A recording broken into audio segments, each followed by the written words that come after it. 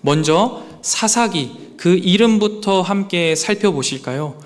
사사기라는 우리말 제목은요, 영어 제목인 저지, 즉 판사를 번역 그대로 한 겁니다. 그래서 선비사자에 스승사자를 써서 사사기로 되어 있어요.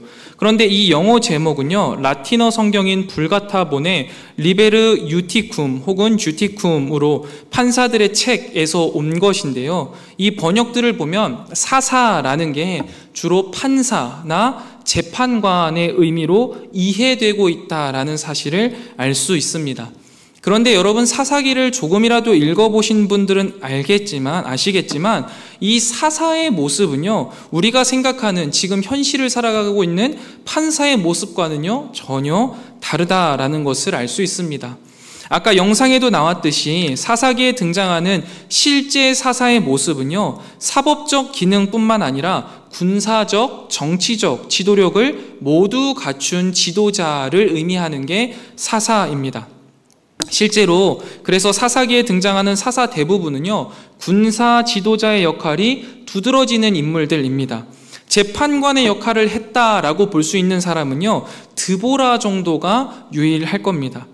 그런데 사실 이렇게 표현을 멋지게 해주는 거예요. 사사는 어떤 사람, 아까 영상에서도 콕 집어서 이야기했는데, 이 사사 시기에는요, 하나님이 이렇게 엉망진창인 사람을 쓸 정도로 하나님이 쓸 사람이 참 없었던 시기인 것이죠. 대단해서 그들을 쓴 게 아니입니다. 그리고 여기에서 주의해야 할 점은요, 사사들이요, 이스라엘 전체를 놓고 사역한 게 아니라는 점도 알고 계셔야 합니다. 각 사사는 주로 자신이 속한 지파만을 다스렸어요. 다른 지파와의 관계에서 전쟁이 일어났을 때나 주변 지파들을 불러 모아서 지도력을 행사하는 영향력이 있었을 뿐이고, 실제로 전체 이스라엘을 놓고 사역을 한 것은 아니었습니다. 또한 사사의 사역 기간은 하나님의 부르심으로 시작해서 보통은 죽을 때까지였습니다. 그리고 세습되지 않습니다.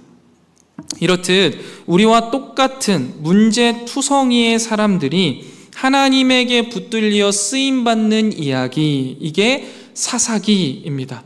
이것을 우리가 이름을 통해서 알아봤다면 이제는 이 사사기를 조금 더 깊이 있게 이해할 수 있는 그 당시 역사적 상황에 대해서 설명드리겠습니다. 여기에서 문제, 역사적으로 사사기 바로 앞에 이야기가 기록되어 있는 성경은 무엇일까요? 여호수아, 맞습니다. 여호수아예요. 여호수아는 어떤 내용을 기억하고 있는지 기억하시죠? 하나님이 약속하신 가나안 땅에 입성해서 어느 정도 전쟁을 치룬 그 스토리가 기록되어 있어요. 이스라엘 백성들이 출애굽할 땐 하나님이 누구를 세우셨냐면 모세를 세우셨습니다. 그리고 가나안 땅에 들어갈 때는 여호수아를 세웠어요. 그래서 모세와 여호수아가 그들의 리더가 되어서 하나님의 일들을 앞장서서 하게 하셨다. 그런데 이제 가나안 땅에 들어와서 사실 더 본격적으로 해야 할 일들이 참 많이 있는데 하나님이 이제는 사람 리더를 세우지 않으신 거예요. 그 이유가 무엇일까를 곰곰이 생각해 보면 그 이유를 알 수 있을까요? 그렇습니다. 곰곰이 생각해도요, 하나님의 마음을 생각한다고 알 수가 없어요. 그래서 역사적인 자료가 중요한 겁니다. 사사기 앞뒤의 일들을 집중해서 읽기 시작했습니다. 그래서 사사기 앞쪽에 여호수아를 읽기 시작했는데요, 여호수아 마지막 장인 24장을 보면 그 안에 여호수아의 고별 설교가 있습니다. 우리가 너무 잘 아는 설교죠. 여호수아가 이스라엘 백성들을 세겜에 모아놓고요, 여호와를 경외하며 온전함과 진실함으로 그를 섬기라. 너희 조상들이 강 저쪽과 애굽에서 섬기던 모든 신들 다 치워버리고 여호와만 섬겨라. 너희가 섬길 자를 택해라. 오직 나와 내 집은 여호와를 섬기겠노라 라고 외칩니다. 이렇게 하고 나서 여호수아가 죽어요. 그리고 나서 사사기가 시작되는 거거든요. 저는 여기에서 답을 얻을 수 있었습니다.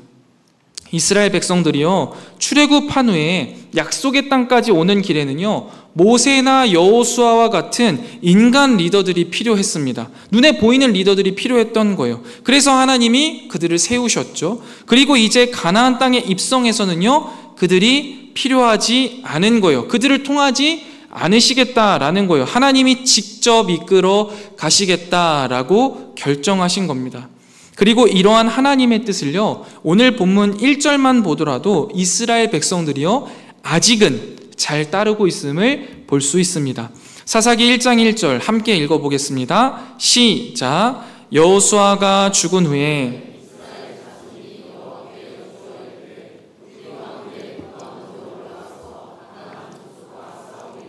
아멘. 여호수아가 죽자 이스라엘 자손이 어떻게 해요? 여호와께 직접 여쭈어보고 그 가운데 답을 찾아갑니다. 이렇듯 사사시대는요, 하나님께서 이스라엘의 인도자로, 이스라엘의 리더로, 이스라엘의 왕으로 직접 나서는 시기이다라는 것을 우리가 기억해야 돼요. 그래서 이 시기 이스라엘 12지파는요, 느슨하게 연결된 동맹을 유지하고 있었고요, 그들을 이어주는 게 뭐예요? 바로 하나님의 약속, 하나님의 언약이었습니다. 그래서 지정학적으로 어디가 수도인지가 중요하지 않아요. 하나님의 법궤가 옮겨가면 곧 그곳이 중심이 되었습니다. 그런데 여러분, 사사기 이후의 역사를 기록하고 있는 사무엘상을 보면 어떻습니까? 이스라엘은 이처럼 느슨한 지파 공동체가 외적의 침입에 취약하다라고 판단해요. 그리고 왕정을 요구합니다. 아무튼 이것은 사사기 이후의 이야기니까 남겨두고 정리해보자면, 사사시대의 역사적인 배경은 그동안 인간 지도자를 세워오신 하나님이 더 이상 인간 지도자를 세우지 않으시고 하나님이 직접 이스라엘 백성들을 이끌어 가시는 시기였다라는 거예요. 그런데 이러한 과정 중에서 이스라엘 백성들이 하나님을 따르지 않고 하나님 백성답지 않게 자신들 멋대로 살아가면 하나님이 여러 나라들과 주변 상황을 통해서 징계하세요. 그러면 그들이 그 징계를 받고 너무나 슬피 울면서 회개합니다. 회개하면 그들을 용서하시고 이 징계를 거두시기 위해 사사를 세우시는 형태, 이것이 계속해서 반복되는데요, 이 강도가요 점점점 높아집니다. 죄악은 깊어져요. 징계도 무거워집니다. 그러나 반대로요, 회개는 가벼워집니다. 형식적이게 되면서 점점점 이스라엘은 하나님 없이 자기 멋대로 살아가게 됩니다. 이것이 바로 사사기 마지막에 계속해서 반복되는 문구, 그때에 이스라엘의 왕이 없으므로 사람이 각기 자기의 소견에 옳은 대로 행하였더라의 모습인 것이죠. 이 시대를 살아가는 우리들도 마찬가지 아닙니까? 실제로 이스라엘의 왕정기의 스토리보다는 사사기의 스토리가요, 우리에게 더욱더 가까운 이유가 무엇이에요? 우리는 이제 누구나 하나님 앞에 바로바로 나아갑니다. 모세나 여호수아 같은 지도자가 필요하지 않아요. 우리를 보호해주는 왕이 필요하지 않다라는 거예요. 하나님만이 우리의 왕 되시고 하나님만이 우리의 리더가 되십니다. 그런데 이것을 우리가 잊고 하나님이 없는 삶, 왕이 없는 삶, 내가 왕이 되어버린 삶을 살아가는 것이 곧 이 시대의 모습이고 그 당시 사사기 시대의 모습이었음을 우리는 기억할 수 있습니다. 사랑하는 성문교회 성도 여러분, 우리에게 유일한 왕은요, 오직 여호와 하나님 한 분이셔야만 하는 것입니다. 이것을요, 사사기 말씀을 우리가 앞으로 함께 읽어가면서 우리 마음에 새기게 되기를 축원드립니다. 자, 이것이 이제 전체 사사기의 내용인데요, 그렇다면 이제 본격적으로 오늘의 설교를 시작해 보겠습니다. 아니, 이제 시작해서 언제 끝나냐 갑자기 심장이 뛰실 텐데요, 걱정하지 마세요. 저는 약속한 시간을 잘 지킵니다. 자, 열차 출발합니다. 집중하셔야 됩니다. 오늘 설교의 제목은 뭐냐면요, 하나님 백성이 사는 법입니다. 우리 같이 한번 해볼까요? 하나님 백성이 사는 법. 네, 저는 오늘 본문을 통해서 하나님 백성이 사는 법과 하나님 백성으로 바르게 사는 자들에게 하나님이 주시는 것이 무엇인가를 함께 살펴보고자 합니다. 우리가 잠깐 아까 살펴본 대로 사사기 1장 1절에 보면 여호수아가 죽은 후에 라는 문구를 통해서 더 이상 이스라엘을 이끄는 인간 리더가 없다라는 사실을 확인할 수 있었습니다. 대신에 누가 리더라고요? 하나님이신 거예요. 하나님이 이스라엘을 직접 이끌어 가시는 거예요. 사사기 초반에는요, 이것을 이스라엘 백성들이 잘 기억합니다. 그리고 잘 지켜요. 그래서 오늘 그들의 모습을 통해서 하나님이 나의 리더이심을, 하나님이 나의 왕이심을 믿는 자들의 바른 자세를 볼 수 있는데요, 그 첫 번째 모습이 뭐냐면 1절에 나와 있는 대로 여호와께 여쭙는 겁니다. 하나님께 물어보는 거예요. 하나님, 답을 주세요 라고 요청하는 거죠. 이것은요, 여러분, 주도권을요, 하나님에게로 이양하는 모습이에요. 내가 선택하는 것이 아니라 하나님께서 선택해달라라는 것이죠. 내 인생의 주도권을 내가 움켜쥐는 게 아니라 하나님께로 넘기고 하나님의 생각, 하나님의 뜻을 내 인생의 답으로 삼겠습니다 라는 의지의 표현인 겁니다. 바로 이것이요, 오늘 본문을 통해서 살펴볼 하나님의 백성이 사는 법 그 첫 번째입니다. 우리가 이 시간 금요기도에 나와서 기도하는 이유가 무엇입니까? 하나님께 물어보기 위해서요. 이 시간 우리는 하나님께 여쭤보기 위해서 나온 거예요. 혹시 이미 내 뜻을 다 정해놓고 하나님 이렇게 해주셔야 합니다, 결제 사인 하시죠 라는 마음으로 나오신 분들 계십니까? 이것은요, 내가 여전히 내 인생의 주도권을 가지고 하나님 나 좀 한번 도와주시죠, 하나님 나를 따라와 주시죠 바라는 모습으로요, 바른 기도의 모습이 아닙니다. 그러나 하나님, 제게 이러한 문제가 있습니다. 제가 어떻게 하면 좋을까요? 하나님, 제게 이런 선택의 기로가 놓여 있습니다. 어떻게 하면 좋을까요? 라는 기도는요, 내 안에 내가 사는 게 아니라 내 안에 주님이 사시게 하는 기도입니다. 그래서 성도는요, 늘 기도를 통해 하나님께 질문하고 그분의 답을 따라서 살아내는 것이 마땅한 것이죠. 그런데요, 우리가 주인이 되어 있는 경우에, 내가 내 스스로에게 주인이 되어 있는 경우에는요, 이 질문 자체를 하지 않습니다. 사사기 바로 앞 여호수아 시대만 보더라도요, 기브온 주민들이 이스라엘 족장을 찾아와서 화친을 제안할 때 족장들이 어떻게 반응합니까? 여호수아 9장 14절 말씀입니다. 무리가 그들의 양식을 취하고는 어떻게 할지를 여호와께 묻지 아니하고 라고 말합니다. 그들은 여호와께 묻지 않았습니다. 이 일로 인하여서 족장들에 대한 백성의 원성이요, 자자했습니다. 또 역대상 10장 13절 14절을 보면요, 사울이 죽은 이유와 하나님이 다윗에게 이스라엘을 넘겨주신 이유에 대해서 기록하고 있는데요, 한번 보시면요, 사울이 죽은 것은 여호와께 범죄하였기 때문이라. 그가 여호와의 말씀을 지키지 아니하고 또 신접한 자에게 가르치기를 청하고 여호와께 묻지 아니하였으므로 여호와께서 그를 죽이시고 그 나라를 이새의 아들 다윗에게 넘겨주셨더라 라고 말씀하십니다. 사울이요, 여호와께 묻지도 않고 여호와의 말씀을 지키지도 않았기 때문에 그가 죽게 되었으며 하나님은 그 나라를 다윗에게 넘겨주셨다라고 말씀하십니다. 이렇듯 하나님께 질문하는 바른 자세는요, 그 어느 때나 우리에게는요, 가장 중요한 부분이다라는 것을요, 우리는 분명히 기억해야 할 것입니다. 사랑하는 성문교회 성도 여러분, 이 시간 어떤 기도의 제목을 가지고 나오셨습니까?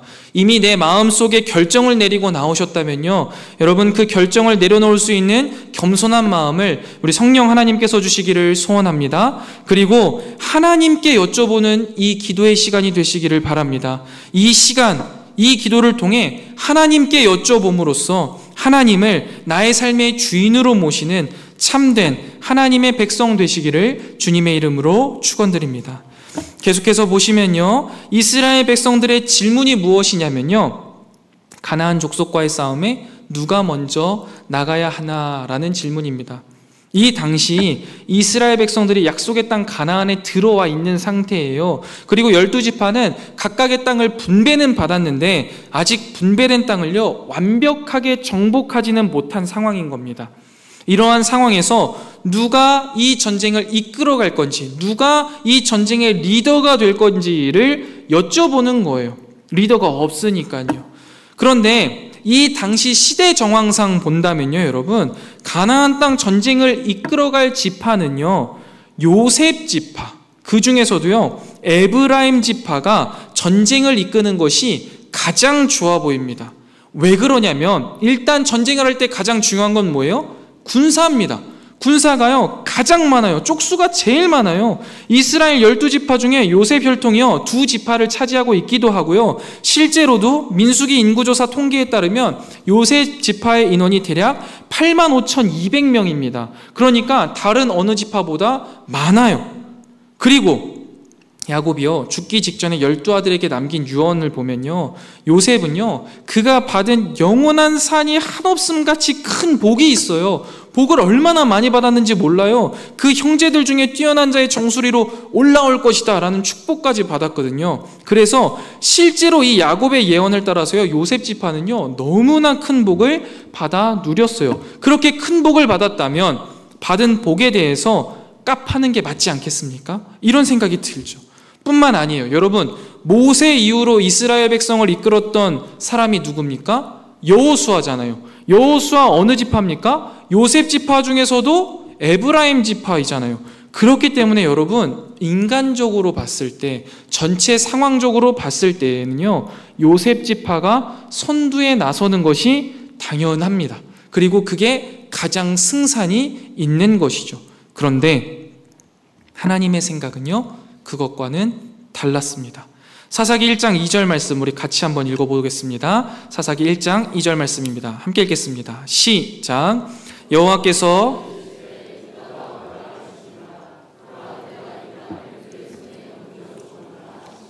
아멘.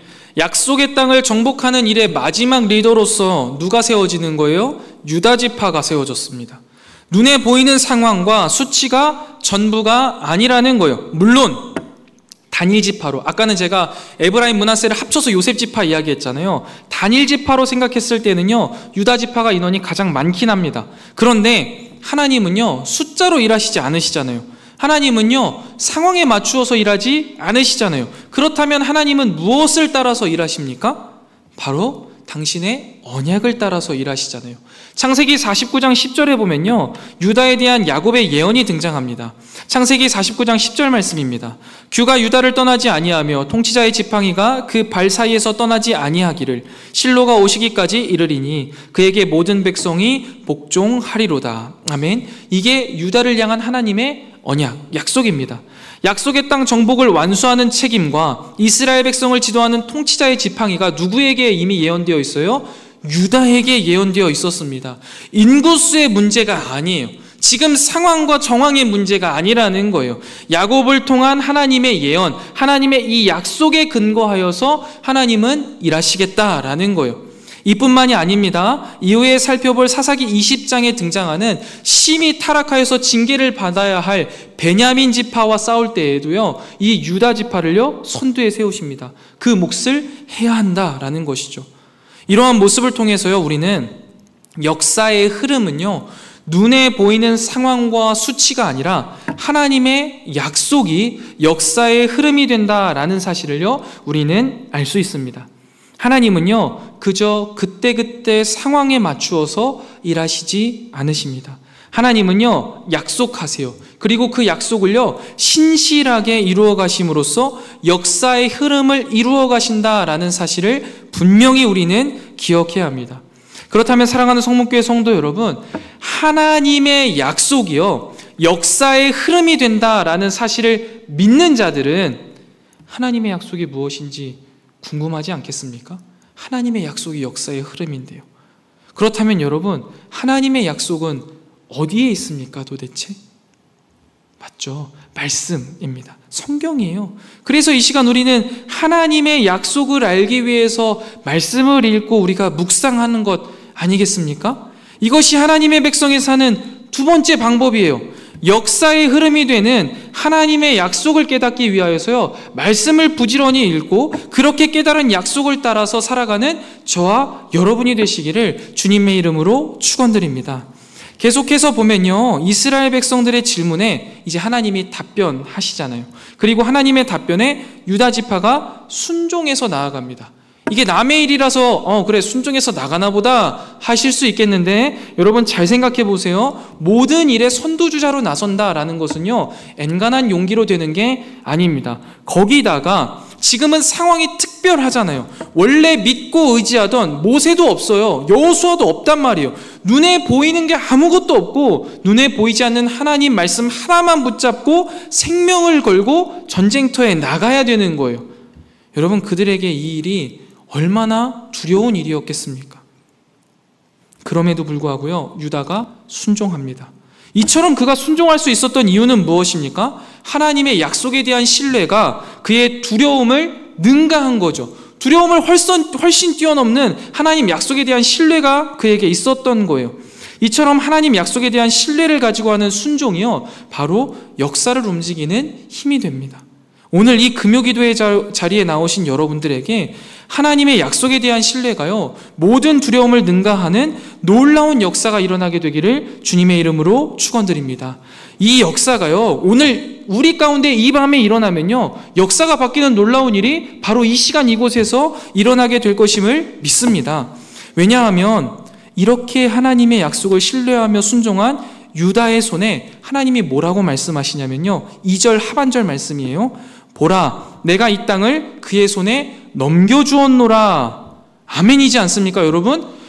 순종하라고 했고요, 거기에 아멘, 순종하겠습니다 했는데 이미 하나님은 뭐라고 하셔요? 넘겨주었다라는 거예요. 이미 하나님께서 그 땅을 그의 손에 넘겨주었다라고 하시는 거죠. 두려움을 능가하는, 하나님을 신뢰하며 순종하는 자에게 하나님은 그 약속을 이미 이루셨다라고 말씀하세요. 이 사실은요, 이미와 아직의 긴장 가운데 살아내는 우리에게요, 아주 큰 위로와 격려가 됩니다. 왜냐하면 하나님의 약속을 믿고 처절히 살아가는 우리 믿는 자들이 순종할 때 하나님 어떻게 하신다는 거예요? 이미 우리에게 주신다라는 거예요. 우리에게 이미 하나님의 나라를 주셨다라는 의미가 되잖아요. 지금 상황이 너무나 힘들고 어려워도 내가 순종하면 하나님이 이미 주셨다잖아요. 그게 얼마나 우리에게 큰 위로와 힘이 됩니까? 사랑하는 성목교회 성도 여러분, 우리의 삶 속에 수많은 문제들이 있으십니까? 하나님이 약속하신 하나님의 나라를 이루어가기 위하여서 내가 해야 할 일들 혹은 내가 포기해야 할 것들이 너무나 많고 내가 가진 능력에 비해서 하나님의 나라를 이루는 게 너무나 크고 어려워서 두려우십니까? 걱정하지 마세요. 우리가 아멘으로 순종하기만 하면 하나님은요, 그 약속을 분명히 이루실 것이고 이미 우리에게 주셨습니다. 이것을 믿으며 누리는 게 신자의 삶이에요. 오늘 기도 시간에 하나님 앞에 믿음으로 반응하여서 순종하는 저와 여러분 되시기를 주님의 이름으로 축원드립니다. 그때 누리는 은혜와 감동이요, 우리 가운데 있어야 우리는 이 세상 가운데요, 믿음의 아성을 가지고 살아낼 수 있는 거예요. 그리고 오늘 유다 지파를 통해서 우리가 배울 것이 한 개 더 있는데요, 3절 말씀을 보시면 유다가요, 시몬에게 같이 올라가자라고 이야기를 해요. 이 모습은요, 사실 학자들의 해석의 견해가 조금씩 달라요. 아까 말씀드렸던 그 세 권에서도요, 다 달라요. 첫 번째 의견은 하나님이 유다 지파에게 올라가라 라고 말씀하셨는데 그들이 그 말씀에 순종하지 않고 시몬 지파와 함께 갔다. 그래서 잘못됐다. 이거 말씀 그대로 따른 게 아니다 라는 의견이 있습니다. 두 번째 의견은 유다 지파가 가장 연약한 지파인 시므온 지파를 세워주는 모습이다. 그러므로 바른 모습이다 라는 의견이 있는데요, 저는 사실 두 번째 의견이 조금 더 성경적이라고 생각합니다.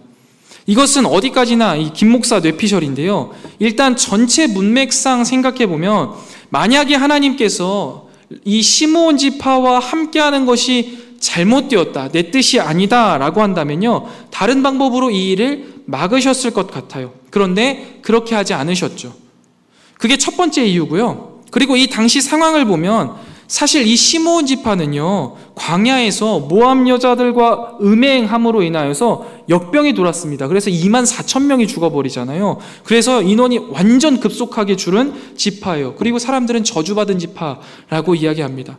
그래서 이들은 여호수아 시대에도요, 별도의 땅을 분배받지 못했어요. 그저 유다 자손의 기업 중에 일부를 받아서 마치 다른 지파의 셋방살이 하는 지파가 바로 이 시므온 지파예요.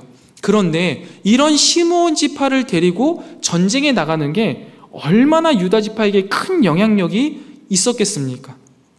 그리고 뭐라고 이야기해요? 같이 나가서 싸워주면 너가 전쟁 나가서 싸울 때 우리도 가서 싸워줄게 라고 이야기하잖아요. 나 좀 도와줘. 그러면 내가 너한테 물결 띄워줄게. 이게 아니에요. 동등한 관계를 맺겠다라고 이야기하거든요. 그런 걸 보면은요, 분명히 손해보는 장사인데 그렇게 한단 말이에요. 그리고 여러분, 이 유다는요, 생각보다 굉장히 좋은 사람입니다. 과거의 이야기들을 한번 생각해 볼까요? 요셉이 총리 시절에요, 마지막에 베냐민을 사로잡고 안 놔주려고 하잖아요. 이복 동생인 베냐민을 위해서 자신이 대신 스스로 종이 되겠다라고 나섰던 형이 누구예요? 유다예요. 이 모습을 기억할 때 이 시점에서 이 시므온 지파, 다들 저주받은 지파라고, 약해 빠진 지파라고 손가락질하는 그 지파에게 함께 올라가자, 나와 함께 하나님의 나라를 이루자 하는 이 유다의 권유는 그저 전쟁의 승리를 위해서 몇몇의 인원을 더 세우기 위함이 아니라 연약한 시므온 지파에게도 기회를 주고 나아가 땅을 차지하는 기쁨과 감격을 누리게 하는 아름다운 배려로 저는 보여집니다. 거기다가 여러분 한번 생각해 보세요. 사실 받는 사람이요, 도움만 받기만 하면요, 대단히 불편하거든요. 야, 가만히 있어. 내가 가서 다 때려 부시고 내가 너한테 나눠줄게. 이러면 되게 부담스러워요. 그리고 민망하고 불편하단 말이에요. 그런데 같이 가자, 그리고 함께 하자, 동등하게 하자라는 마음을 통해 어쩌면 더 깊은 마음으로 지혜로운 손해를 통해 은밀한 배려를 실행하고 있는 것이 아닐까라는 생각을 합니다. 이렇게 생각해 볼 때요, 저는 이러한 유다의 모습을 통해서 예수 그리스도가 우리에게 맡겨주신 믿음의 삶을 이해하는데 도움이 되더라고요. 때때로 여러분, 우리가 믿음의 삶을 살아갈 때 이런 생각할 때 있지 않으세요? 아니, 도대체 예수님은 어차피 십자가 고난 당하시고 그렇게 힘들게 우리를 구원하셨는데 그냥 그날 다 해결해 버리시면 될 것을 못하러 남겨두셔서 이렇게 우리를 힘들게 하시나 라는 생각을 할 때가 있어요. 당신의 백성들이 여전히 이 세상에서 환난을 당하고 사랑과 정의로, 진리와 인내로 처절하게 싸우며 하나님의 나라를 확장하며 주의 날을 준비하시는 것을 알기나 하실까 하는 생각이 들 때가 있다라는 거예요. 그런데 우리가 앞서서 이 유다와 시므온의 이야기를 곰곰이 생각해 보면 그렇지 않은 거예요. 하나님이 우리에게 믿음의 삶을 허락하신 이유는 오히려 우리를 위한 최고의 배려인 거죠. 믿음의 삶, 그 배후에 은밀하게 작용하는 하나님의 사랑을 우리는 읽어내야 하는 거예요. 하나님의 지혜는 너무도 깊고 오묘해서 측량할 수 없지만 우리가 이 믿음의 싸움을 통해서 우리가 하나님의 나라를 이루어가는 기쁨과 감격을 누릴 수 있도록, 그리고 이것과 비교도 할 수 없는, 우리가 살아가는 이 믿음의 삶과는 비교할 수 없는 그 처절한 예수 그리스도의 고난에 마음 깊이 감사할 수 있도록 하나님은 우리에게 믿음의 삶을 배려해 주셨다라고 이해할 수도 있는 것이죠.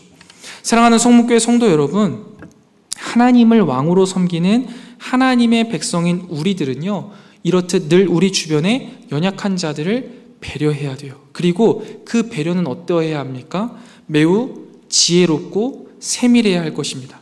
아무튼 이것은 곁다리고요. 이렇게 두 지파가 함께 전쟁에 나갔고요. 다시 한번 하나님께서 분명히 말씀하시는데요. 4절 말씀 우리 같이 한번 읽어보겠습니다. 사사기 1장 4절 말씀입니다. 함께 읽겠습니다. 시작. 유다가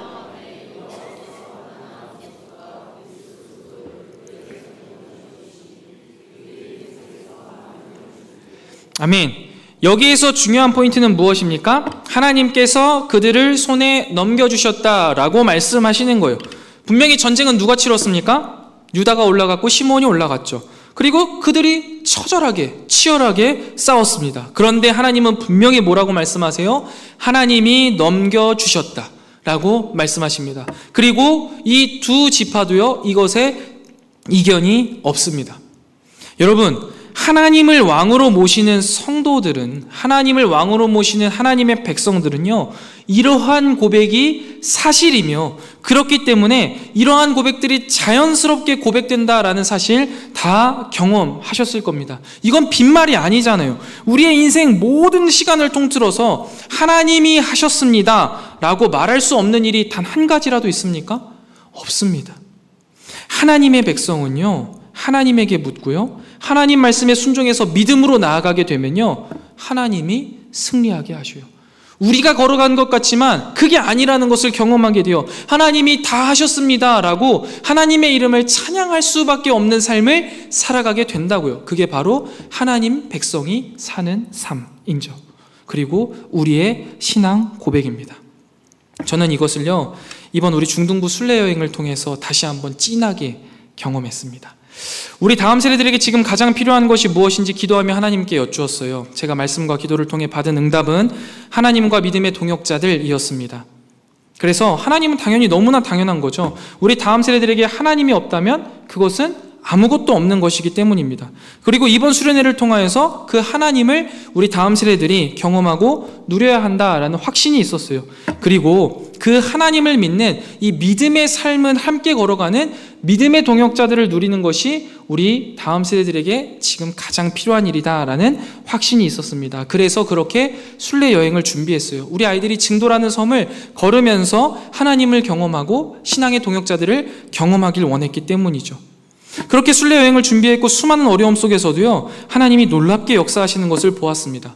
원래 당초 두 부서가 합쳐서 운영할 계획이어서 나중에 두 부서가 따로 진행하게 되었거든요. 그리고 코로나 이후에 너무나 오른 물가가 변수로 등장하면서 예산이 한참 부족했어요. 그런데 지난주에 저희 결산이 마무리되었거든요. 놀랍게도 하나님이 하나도 부족하지 않게 오히려 넉넉하게 채워주셨어요. 그리고 다들 아시겠지만 저희 중등부가 순례 여행을 떠나기 전날 태풍 카눈이 한반도 한가운데를 뚫고 들어온다는 거예요. 그런데 여러분, 사진 한번 보실래요? 저게 저희가 도착하는 날 사진입니다. 태풍 보이시나요? 이때 평택 비가 막 불고 비바람 불고 난리가 났다 했는데 저희는 저런 하늘에서 순례 여행을 하고 있었어요. 순례 여행 시작과 동시에 하나님이 우리 중등부와 함께 하심을, 우리 아이들을 극진히 사랑하심을 경험했습니다. 저희 중등부 선생님들과 캠퍼 선생님들이요, 순례 여행 한 달 전부터 기도했거든요. 하나님, 날씨 주관해 주세요. 더운 날씨 속에 우리 아이들 탈진하지 않게 출애굽 당시 베푸셨던 구름 기둥을 보내달라라고 기도했습니다. 그러니까 하나님이 카눈이라는 구름 기둥을 보내주셨어요. 깜짝 놀랐습니다. 우리 못 가는 줄 알았어요. 너무 컸기 때문이죠. 그런데 여러분, 8월 중순이었잖아요. 8월 중순에 하루 종일 나가서 걸었거든요. 그런데 저희 중등부 친구들 2박 3일 동안요, 화상 환자 한 명도 없었습니다. 사진 한번 보여드릴게요. 하나님이요, 구름 기둥으로 지켜주셨던 거예요. 이거 제가 찍은 사진이거든요. 그리고 잘 보시면 저쪽 하단에 저 하얀 색깔 막 돌아다니고 있는 게 저희 애들이에요. 그리고 위에를 일부러 찍었는데, 여러분, 구름 기둥 하면 어떤 구름 기둥 생각하셨어요? 일자로 된 회오리 같은 구름 기둥 다들 생각하지 않으세요? 야, 그게 틀렸구나. 고증이 잘못됐구나. 이게 구름 기둥이구나 라는 생각을 했어요. 저희는 구름 기둥을 실제로 봤습니다. 넘겨주세요. 사진 하나 더 있습니다. 또 넘겨주세요. 그리고 또 한 개의 사진을 찍었는데 저희가 이제 마무리될 쯤에는요, 또 구름 기둥을 싹 치워주셔서 저렇게 아름다운 노을이요 쫙 올라오게 하시더라고요. 아무튼 이렇게 다녀오고 나니까요, 학부모님들을 비롯한 여러 성도님들이요, 야, 목사님 참 수고 많으셨습니다. 애쓰셨습니다. 격려해 주시더라고요. 그런데 제 고백은요, 정말 제가 한 것은 하나도 없었고 하나님이 다 하셨습니다 라는 고백밖에 나오지 않는 거예요. 왜냐하면요, 중간중간 여러 문제들을 마주할 때마다요, 저는 무너지고 또 무너지는 마음이었어요. 하나님이 근데 그때마다요, 우리 부장님과 선생님들 또 성도님들을 통해서 다독다독하면서 그래도 가게 하시더라고요. 그리고 제가 우둔하여서 미처 생각하지 못한 여러 변수들이 진짜 많이 있었거든요. 만약에 하나님이 이렇게 구름 기둥을 안 보내주셨으면요, 저희 아이들 다 탈진했을 거예요. 다 119 실려갔을 거예요. 그런데 하나님이 다 준비해 주셔서요, 여호와 이레를 경험하게 하시니, 야, 정말 내가 한 게 하나 없고 모두 다 하나님이 하셨다, 하나님이 다 이루셨다라는 고백이 절로 나올 수밖에 없더라고요. 사랑하는 성문교회 성도 여러분, 하나님의 백성이 사는 법은요, 이렇듯 내 삶의 주도권을요, 하나님에게 맡겨드리는 거예요. 그리고 하나님의 약속을 신뢰함으로써요, 두려움을 이기고 순종하며 사는 거예요. 우리가 순종할 때 하나님은요, 이미 우리에게 주시기로 약속한 것들을 얻게 하시고요, 그로 인해서 우리는 참으로 하나님이 다 하셨습니다 라고 고백할 수밖에 없게 하십니다. 금요일 밤 우리 마음속에 있는 여러 문제들과 복잡한 상황들을 놓고 기도하실 때요, 하나님께 이 주도권을 맡겨드리시기를 바랍니다. 그리고 주님의 약속을 의지하여서요, 수많은 두려움들을요, 이기시고 한 걸음 믿음의 순종의 걸음을 내딛기 바라요. 그러면 우리가 순종할 때 이미 하나님이 우리에게 주시기로 약속한 것들은요, 우리에게 주어졌습니다. 그로 인해서 하나님이 다 하셨습니다 라고 아름다운 고백을 하게 될 날이요, 머지않아 우리에게 임하게 될 것입니다. 이 은혜를 받아 누리는 저와 여러분 되시기를 주님의 이름으로 축원드려요. 이후에 전쟁의 기록들이 쭉 세밀하게 기록되어 있는데요, 이 부분에 대해서는 한 가지만 간단하게 짚고 넘어가려고 해요. 베색에서요, 아도니 베색을 만나서 그를 이기고 승리하는 모습인데요, 베색이라는 것은 지역명이에요. 그래서 아도니 베색이라는 왕이 있었는데 이 왕의 이름의 의미가 뭐냐면 베색의 주인이다 라는 거예요. 아도니가 주인이고 베색이 지역 이름이거든요. 그런데 여러분, 제가 이 모습을 보면서요, 마치 이 시대를 살아가고 있는 우리와 이 세상을 보는 것 같더라고요. 여러분, 이 세상은요, 자신이 세상의 주인이라고 이야기해요.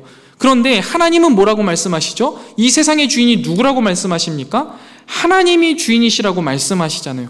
아도니 베색은요, 베색이라는 지역에서 얼마나 떵떵거리면서 살았겠어요. 그러니까 모든 사람들이 이 사람을 보면 아도니 베색, 베색의 주인이다, 베색의 주인님이라고 불렀던 거예요. 그렇게 고백할 만한 삶을 살았던 거 아니에요? 그런데 아도니 베색으로, 내가 베색의 주인인 줄 알고 살았는 이 아도니 베색이 어떻게 됐습니까?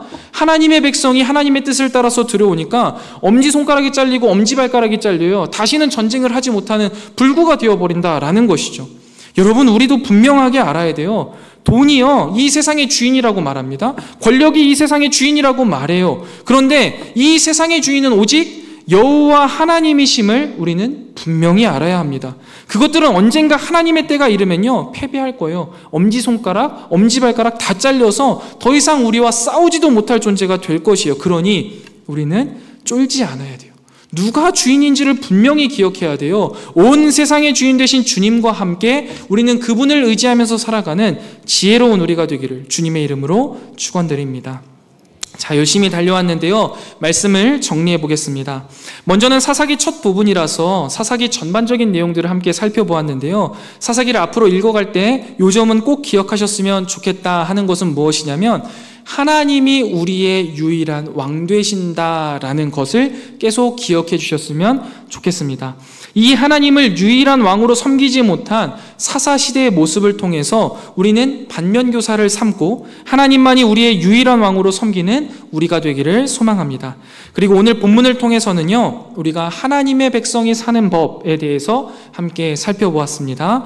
하나님의 백성이 사는 법 첫 번째는 무엇입니까? 하나님께 여쭈어보는 거예요. 하나님께 여쭤본다라는 건 어떤 의미가 있는 거예요? 주도권을요, 하나님에게로 이양해 드리는 거예요. 내가 내 삶을 움켜쥐고 사는 게 아니라 하나님께서 책임져 주십시오 라는 것이죠. 우리는 그렇기 때문에 늘 하나님께 여쭤보는 삶을 살아야 돼요. 내 힘으로 살아서는 이 인생, 믿음의 삶 살아낼 수 없습니다. 그러나 하나님이 살아내게 하시면 우리는 넉넉히 살아낼 수 있습니다. 이 금요기도의 시간, 하나님께 기도로 여쭤보는 시간 되시기를 바랍니다. 하나님께 여쭤봄으로써 내 안에 나는 죽고 오직 주님만 사시는 은혜의 시간 되시기를 축원드립니다. 다음으로 하나님의 백성이 사는 법 두 번째는 무엇입니까? 하나님의 약속이 역사의 흐름이다라는 사실을 우리가 확신하고 믿고 사는 거예요.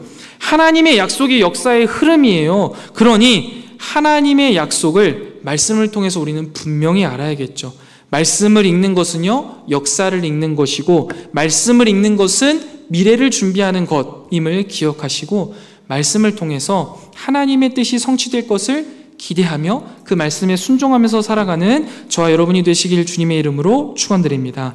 마지막으로 하나님의 백성이 사는 법 세 번째는요, 하나님의 약속을 믿고 순종하는 거예요. 한 걸음 내디뎌 보는 거예요. 하나님의 약속을 믿고 순종하는 것은 매우 두렵고 떨리는 일, 어려운 일이에요.